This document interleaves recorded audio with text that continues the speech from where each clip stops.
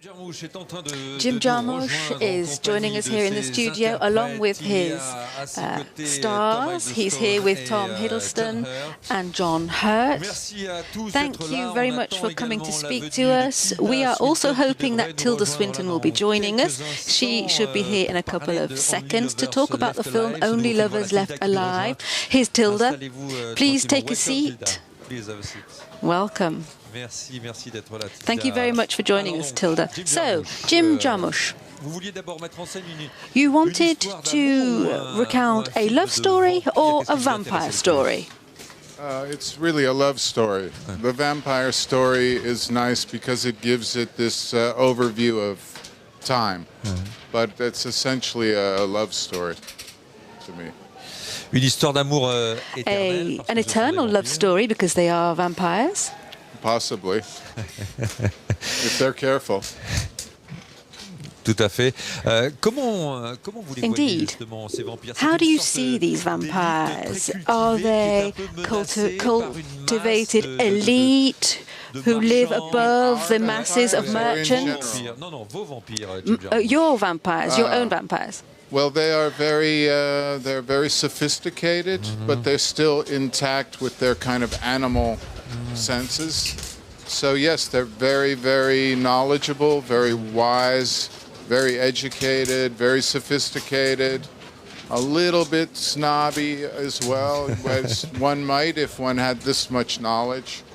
But and they're a little wild, so yeah, they're contradictory. They're all those things, I guess. Ça peut être une métaphore de l'artiste aujourd'hui. It's perhaps a metaphor of the artist today.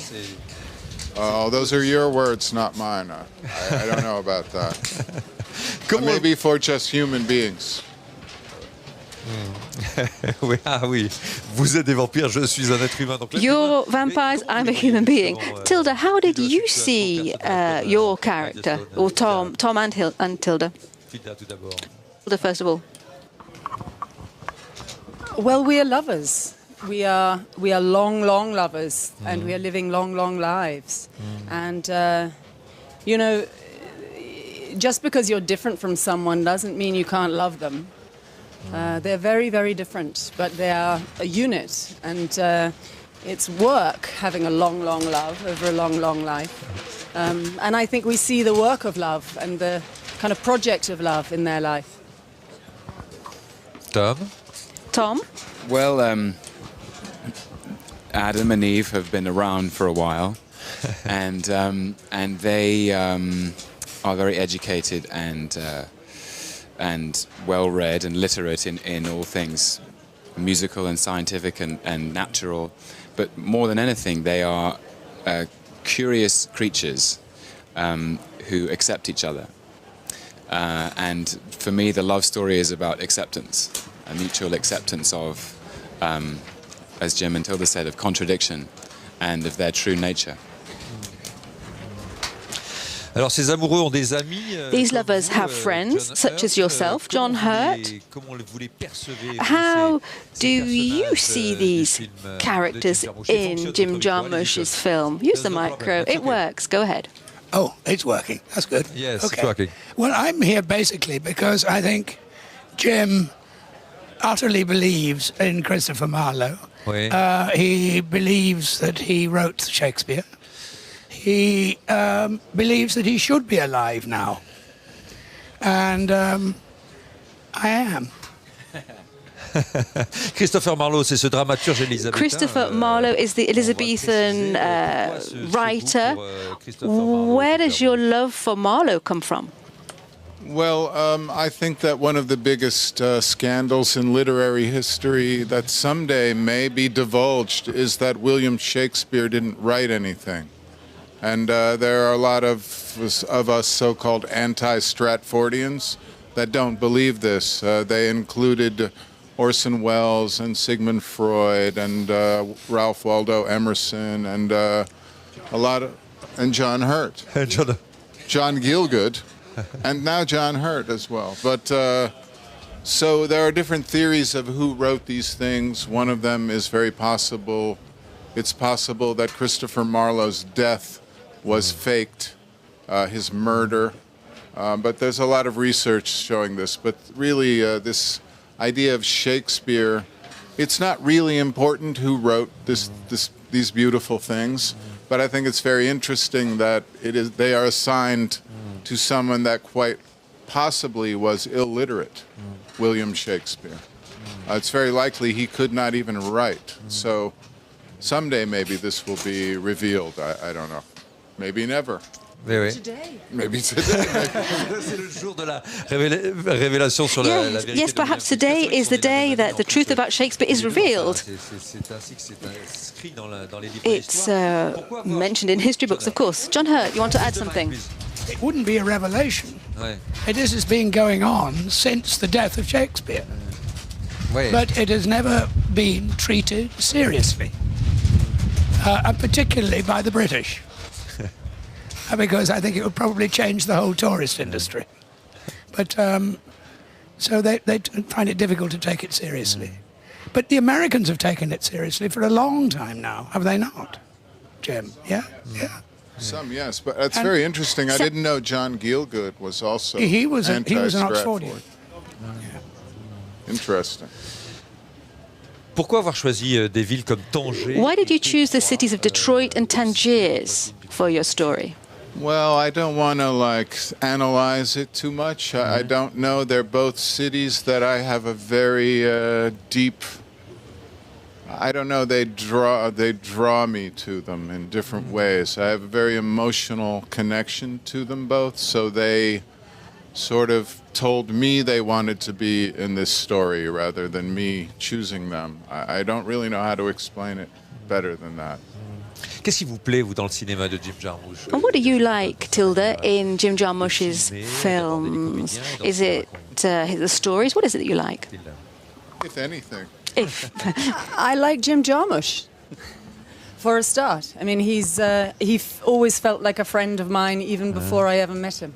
I think friendship has always been a really important bloodline in his work, and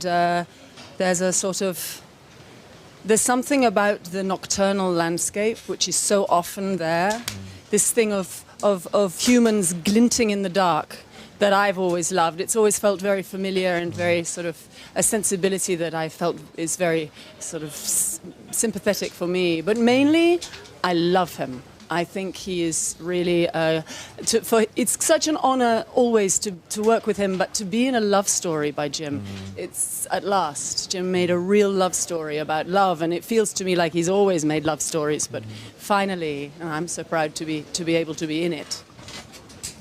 C'est vrai que c'est une belle histoire d'amour. Indeed, it's a wonderful love story. How did he direct you, Tom? You hadn't met him before.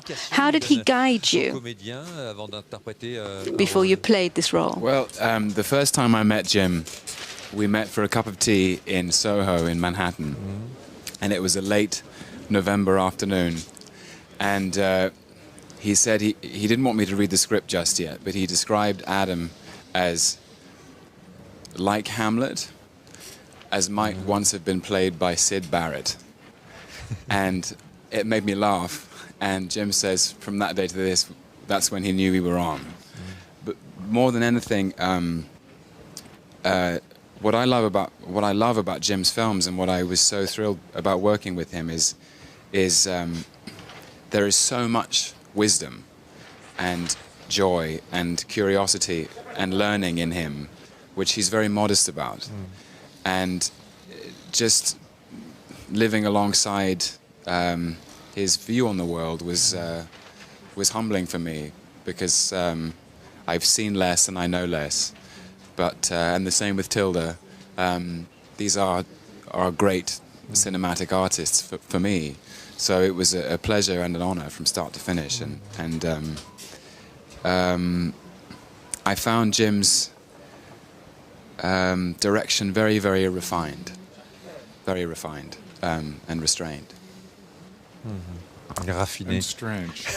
Strange. I'm so honored to hear what they say. I don't know what to say. It's my honor to work with Tilda and Tom and John. I can't believe I had this wonderful chance, you know. So to hear them say these things, I'm getting really embarrassed. I'm going to leave. Je sais pas si vous avez Je ne sais pas si vous avez quelque chose d'inventé. I don't know if there's anything of the vampire in you. You're like Dorian Gray, because year after year I come back and you never change. You're an eternal young man, and your films have that eternal youth about them also.